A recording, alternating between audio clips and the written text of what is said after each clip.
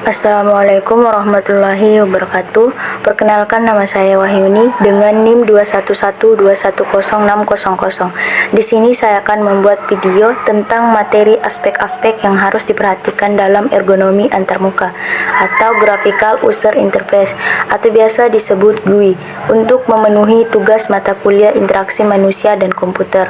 Sebelum kita masuk pada aspek-aspek ergonomi antarmuka, kita harus mengetahui apa itu ergonomi. Ergonomi adalah kenyamanan kerja yang mempunyai pengaruh yang nyata dalam hal peningkatan maupun penurunan efisiensi dan efektivitas kerja. Ergonomi antarmuka atau Graphical User Interface terdapat 11 aspek-aspek yang harus diperhatikan. Yang pertama, konsistensi. Konsistensi adalah sebuah sistem harus sesuai dengan sistem nyata dan sistem yang dihasilkan serta sesuai dengan produk yang ditampilkan. Contohnya, keseragaman tampilan toolbar di Word, PowerPoint, Excel yang hampir sama. Dan contoh lainnya yaitu jika seorang user menekan save atau simpan, maka yang akan terjadi adalah menyimpan. Jika seorang user menekan login seperti di atas, maka sistem akan mengarahkan user pada menu selanjutnya. Banyak perusahaan menggunakan aplikasi sistem yang berbeda setiap departemen perusahaan saat menjalankan sistem mereka. Ada juga yang menggunakan aplikasi yang sama di departemen yang berbeda. Konsistensi eksekusi sistem sering tidak diperhatikan. Oleh karena itu, software engineer harus memperhatikan hal-hal yang konsisten ketika merancang aplikasi, terutama antarmuka atau GUI. Yang kedua itu simplicity atau kesederhanaan, adalah menerapkan sebuah kesederhanaan dalam merancang suatu antarmuka. Hal ini perlu dilakukan karena manusia pada dasarnya menyukai sebuah sesuatu yang simple dan mudah digunakan dan mudah dimengerti. Sama halnya dengan interface, jika dibuat dengan simple dan mudah dimengerti, maka akan memudahkan pengguna dalam mengakses fitur-fitur yang ada dalam aplikasi tersebut. Contohnya, perusahaan yang menggunakan kemudahan adalah Gojek.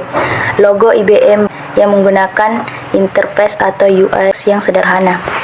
Yang ketiga yaitu human memory limitation atau keterbatasan memori manusia, adalah memori jangka pendek, merupakan skat memori yang kapasitasnya terbatas dalam diri manusia, tidak dapat menyimpan informasi jangka pendek atau melupakan informasi yang baru saja mereka terima.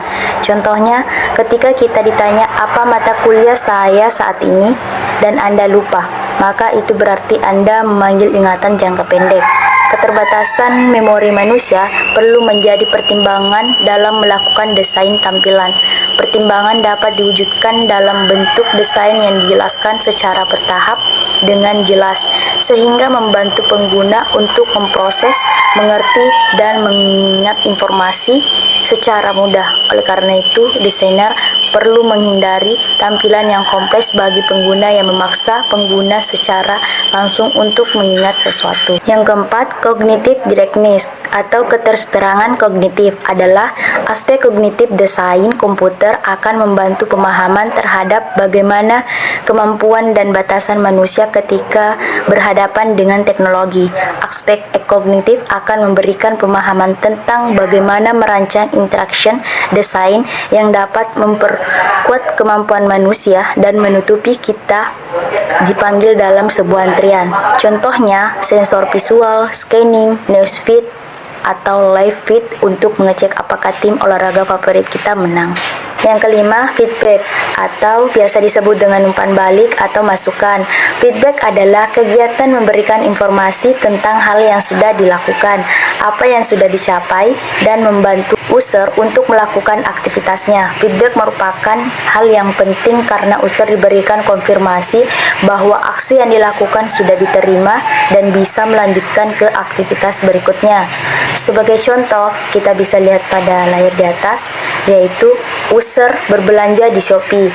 Setelah memasukkan metode pembayaran yang dipilih dan menyelesaikan pembayaran, status akan berubah dari belum bayar dikemas. Hal ini memberikan rasa jaminan bahwa pesanan sudah masuk dan pembayaran berhasil. Keenam, sistem message atau pesan sistem adalah layanan yang banyak diaplikasikan pada sistem komunikasi tanpa kabel atau nirkabel, memungkinkan dilakukannya pengiriman pesan dalam bentuk alfanumerik antar terminal pelanggan dengan sistem eksternal seperti email, paging, voicemail, dan lain-lain.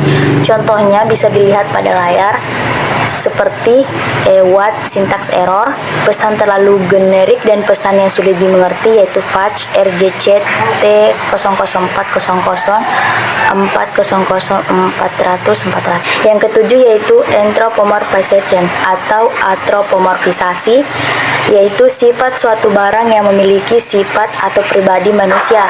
Masalah yang muncul dengan instruksi anthropomorfik sekaligus alasan untuk menggunakan instruksi non-anthropomorfik atau pemberian sifat cerdas, bebas, berkehendak bebas, dan berpengetahuan kepada komputer dapat menipu, membingungkan, dan menyesatkan pemakai.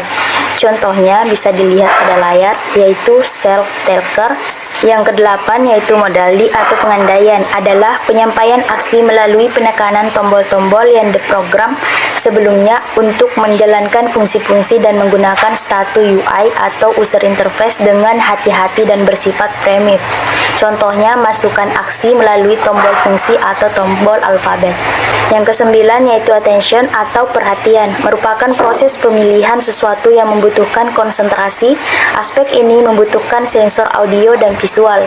Contohnya di layar yaitu sensor audio saat kita menunggu nama kita dipanggil dalam sebuah antrian. 10 yaitu display isu atau masalah tampilan, adalah harus memperlihatkan aspek keamanan, baik keamanan bagi pengelola atau dari potensi kehilangan, maupun keamanan bagi pengunjung atau konsumen.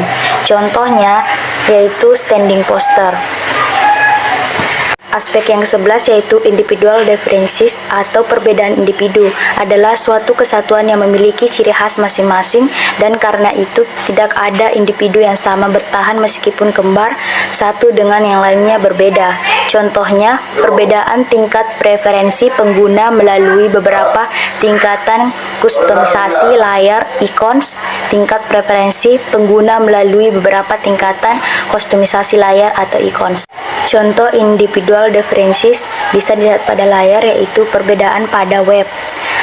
Itulah tadi penjelasan tentang aspek-aspek yang harus diperhatikan dalam ergonomi antarmuka atau graphical user interface. Saya Wahyuni, terima kasih. Wassalamualaikum warahmatullahi wabarakatuh.